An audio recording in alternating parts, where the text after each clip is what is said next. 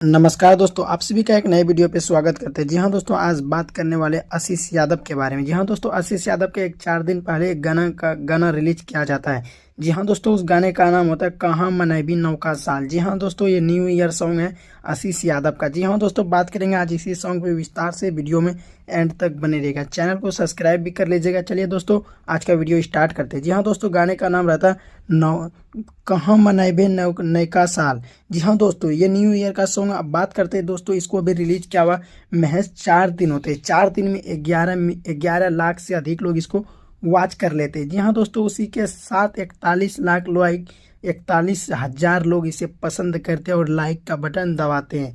साथ ही साथ 1500 कमेंट आते हैं और इसको रिलीज किया जाता है आशीष यादव इंटरटेनमेंट यूट्यूब चैनल से, जहाँ पे 2 मिलियन सब्सक्राइबर पूरा होने वाला है।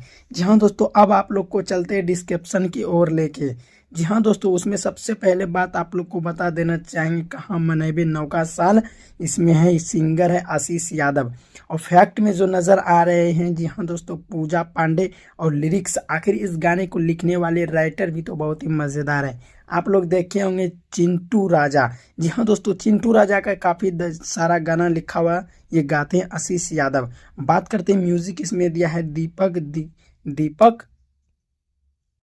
इसमें म्यूजिक देते हैं दीपक दिलकश। जी हाँ दोस्तों, दीपक दिलकश इसमें म्यूजिक देते हैं, और इसको आशीष यादव इंटरटेनमेंट यूट्यूब चैनल से रिलीज किया जाता है।